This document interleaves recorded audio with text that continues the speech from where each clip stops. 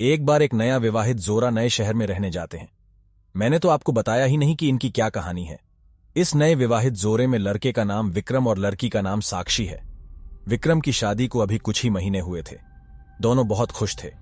एक दिन विक्रम की कंपनी वालों ने कंपनी के काम के लिए कुछ महीने के लिए विक्रम को दूसरे शहर में पोस्टिंग कर दी।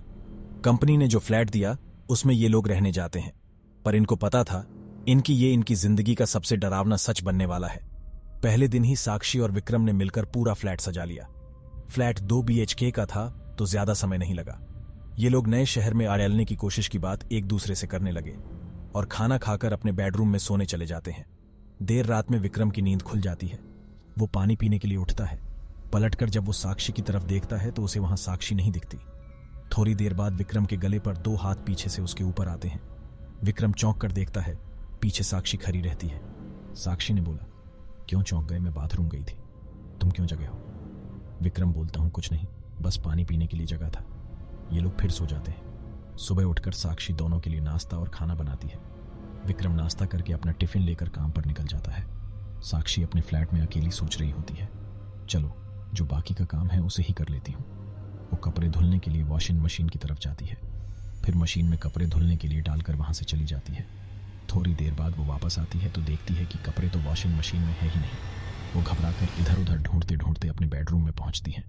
वहां उसके सारे गीले कपड़े उसके बिस्तर पर थे। वो ये सब समझ नहीं पाती है। शाम को विक्रम के घर आने के बाद उसे ये सारी बातें बताती हैं। विक्रम इसे वहम समझकर बात काट देता है। रात में दोनों अपने बेडरूम में सोने चले जाते हैं। तभी रात में किसी की तेज तेज सांस लेने की आवाज विक्रम को सुनाई देती है। विक्रम धुंधली आंखों से बैठता है और मुड़कर देखता है तो वो बिस्तर से डर के मारे गिर जाता है। वो देखता कि बिस्तर पर साक्षी के बगल में कोई काला साया सोया है जो एक आदमी की तरह दिख रहा था। विक्रम दौड़कर बाथरूम में जाकर पहले अपनी आंख धोता है। वापस आकर फिर देखता है तो अब वहां कोई नहीं रहता। विक्रम को लगता है कि ये ठीक से न सोने की वजह से भ्रम हो रहा है। इसी तरह 1 हफ्ता बीतने के बाद दोनों अब तक कई बार डर का सामना कर चुके थे, पर वो उसे भ्रम मानकर बार बार टाल देते थे। फिर एक दिन रात में दोनों अपने बिस्तर पर सोए थे। कुछ देर बाद बिस्तर हिलने लगता है। दोनों की नींद खुल जाती है। पहले साक्षी उठती है तो सब नॉर्मल था। फिर भी वो चेक करने के लिए बिस्तर के नीचे झांकती है और जैसे ही वो बिस्तर के नीचे झांकती है कोई उसका बाल पकड़कर बिस्तर के नीचे खींच लेता है।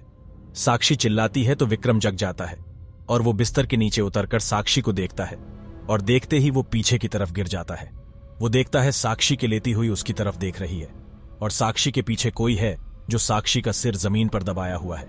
वो फिर भी टॉर्च जलाता है तो वहां कोई नहीं रहता। फिर वो साक्षी को बाहर निकालता है। दोनों बहुत डर जाते हैं।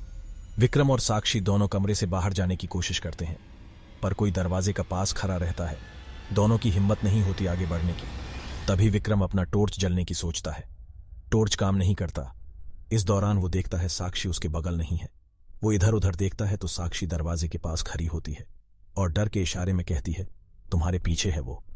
विक्रम डरते हुए पीछे पलटता है। तभी उसे एक जोर का मुक्का पड़ता है जिससे वो जमीन पर गिर जाता है। उसके बाद उसके ऊपर कमरे के सामानों से हमला होता है। विक्रम को काफी चोट आ जाती है। उधर साक्षी दरवाजा खोलने में कामयाब हो जाती है। वो तुरंत विक्रम को उठाती है और वहां से निकलने लगती है। तभी दोनों को पीछे से एक जोर का धक्का लगता है जिससे वो सीधे फ्लैट के बाहर गिरते हैं। वो तुरंत ही लिफ्ट में चले जाते हैं और बिल्डिंग के बाहर पहुंचने के बाद देखते हैं कोई साया उनके फ्लैट की खिड़की पर खड़ा है जो थोड़ी देर में गायब हो जाता है और फ्लैट की लाइट भी बंद हो जाती है। विक्रम और साक्षी इस बात को समझ चुके थे ये फ्लैट हॉन्टेड है और वो दोनों दूसरे दिन मैनेजर को भिजवाकर अपना सामान वहां से निकलवा लिया और वो दोनों कहीं और रहने चले गए। पर यह हादसा आज भी उनकी रात की नींद उड़ा देता है।